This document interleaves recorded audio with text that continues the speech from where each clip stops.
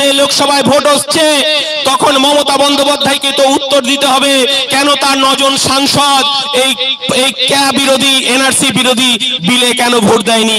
এই উত্তরটা তো মমতা বন্দ্যোপাধ্যায়কে দিতে হবে। আমরা জানি পশ্চিমবাংলার মানুষ বুঝে গেছে।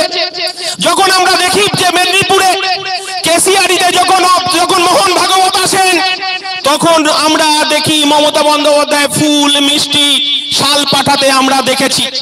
আমরা দেখেছি সৌরভ গঙ্গোপাধ্যায়ের বাড়িতে যখন অমিত শাহ ভোজন করতে এলেন, দেখা করতে এলেন, আমরা দেখেছি। যদি আমাদের এখানে কোনো, আমি যদি এই আমাদের লক্ষ্মীদার বাড়িতে আমি যদি যাই, লক্ষ্মীদা আমাকে চা খাবেন না, বিস্কুট খাবেন না, ভাত খাবেন, সে তো লক্ষ্মীদার পরিবার ঠিক করবেন। কিন্তু অমিত শাহ যখন সৌরভ গাঙ্গুলির বাড়িতে গেলেন, তখন আমার দিদিমণি তখন সৌরভ গঙ্গোপাধ্যায়কে ফোন করে বলছেন যে রাত্রিবেলার ভোজনটা যেন ঠিকঠাক হয়। আমার মোটা ভাই অমিত শাহ এই খেতে পছন্দ করেন, খাবারের তালিকা পছন্দ লিস্ট তৈরি করে দিচ্ছেন সৌরভ গঙ্গোপাধ্যায়কে।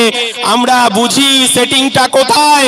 আমার দলের চেয়ারম্যান, আমার দলের এমএলএ তিনি প্রশ্ন তুলেছেন যে পশ্চিম বাংলার মানুষ জানতে চায় যে অমিত শাহ আর মমতা বন্দ্যোপাধ্যায় নবান্নে 14 মিনিটের কি বৈঠক হয়েছে তার হিসাব তো জানতে চাইছে। এই তৃণমূল কংগ্রেসের অপরাধ এই পশ্চিম বাংলায় এই বিজেপিকে ডেকে নিয়ে এসেছে। আর এদের যে লড়াইটা হচ্ছে, এই লড়াইটা হচ্ছে মেকি লড়াই হচ্ছে। তাই আমাদেরকে গর্জে উঠতে হবে, আমাদেরকে জোট বাঁধতে হবে। এই পশ্চিম বাংলার এই হুগলির মানুষকে আবার গরিব খেটে খাওয়া শ্রমজীবী মানুষের তার অধিকারকে পুনঃপ্রতিষ্ঠা করতে হবে। গরিব মানুষ মাথা তুলে যাতে বাঁচতে পারে। আমরা বলছি আজকে মানুষ তার অধিকার নিয়ে আইএসএফটা করতে এসেছে। আমার দলের সেনাপতি, আমার দলের চেয়ারম্যান কি বক্তব্য রাখবে শুনতে এসেছে। এত পুলিশ কেন দিতে হবে? কারণ এই পশ্চিম বাংলায় গণতন্ত্র নেই। গণতন্ত্রকে তৃণমূল হত্যা করেছে, আর বিজেপি তাদেরকে পিছন দিয়ে তাদেরকে সাপোর্ট করছে। তাই এই মেকি লড়াইকে বাদ দিয়ে আগামী লোকসভা নির্বাচনে আমাদের আইএসএফ এর প্রার্থীরা যেখানে থাকবে সেখানে বিপুল ভোটে জয়যুক্ত করতে হবে। আর 21 তারিখে দলে দলে আমাদেরকে ধর্মতলায় যেতে হবে, নবান্নকে কাঁপিয়ে দিতে হবে, মমতা বন্দ্যোপাধ্যায়কে বুঝিয়ে দিতে হবে যে আমাদের পশ্চিমবাংলার মানুষের বিকল্প চাইছে। আমরা এই পশ্চিমবাংলা থেকে দুটো ফুলকেই হটাতে চাইছি। এই গুটি কয়েক কথা বলে সবাইকে সংগ্রামী অভিনন্দন জানিয়ে আর ধনেখালি থানার আইসি কে একটা কথা আমরা অনুরোধ করে যাচ্ছি যে আজকে মিটিং এ যারা এসেছে, রাতের বেলায় যদি তাদের উপর আক্রমণ হয়, এই ধনেখালি থানার আইসি সহ যারা দায়িত্বে আছেন তাদেরকেই দায়িত্ব নিতে হবে। কারণ আমাদের কাছে অনেক তথ্য আছে এই ধনেখালির মানুষ ভালো নেই, পুলিশের একটা অংশ অত্যাচার করছেন।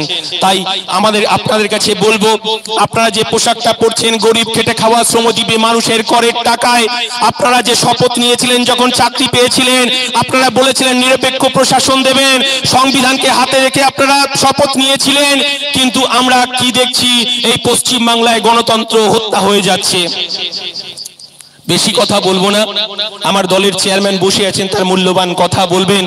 পশ্চিম বাংলার পাহাড় থেকে সাগর, সাগর থেকে জঙ্গল তিনি দৌড়ে বেড়াচ্ছেন। গরিব খেটে খাওয়া শ্রমজীবী মানুষ, যেখানেই অন্যায়, যেখানেই অত্যাচার, যেখানেই মানুষকে মেরে ফেলা হচ্ছে, খুন করা হচ্ছে, বাড়ি জ্বালিয়ে দেওয়া হচ্ছে, তাকে কাজে নেওয়া হচ্ছে না, বেকার যুবকের কাজের অধিকার, পুলিশ প্রশাসন থেকে শুরু করে যাদের ডিএ বাকি আছে তাদের অধিকার রক্ষার লড়াইয়ে আমার দলের সেনাপতি তিনি জেগে আছেন। এবং গরিব খেটে খাওয়া মানুষ বিপদে পড়লেই আমরা রাস্তায় থাকবো। আর ধনেখালিতে যদি আমার আইএসএফ কর্মীদের উপর অত্যাচার নেমে আসে, তাহলে আমরা রাস্তায় থেকেই আমরা তার প্রতিবাদ করব। এটা অসীমাদিকে জানিয়ে যাই। সবাই ভালো থাকবেন, সুস্থ থাকবেন। জয় হিন্দ, ইনকলাব জিন্দাবাদ, ইন্ডিয়ান সেকুলার ফ্রন্ট জিন্দাবাদ। অনেক অনেক ধন্যবাদ আমাদের রাজ্য সম্পাদক মাননীয় বিশ্বজিৎ মাইতি মহাশয়, ওনাকে অসংখ্য অসংখ্য ধন্যবাদ জানাচ্ছি। এখন আমরা বরণ করে নেব আমাদের পার্টির চেয়ারম্যান এবং আজকের প্রধান অতিথি আমাদের মোহাম্মদ নওশাদ সিদ্দিকী ভাইজানকে, আমাদের ধনিয়াখালী ব্লক কমিটির সভাপতি আর সহসভাপতি আমাদের বরণ করে নিচ্ছেন।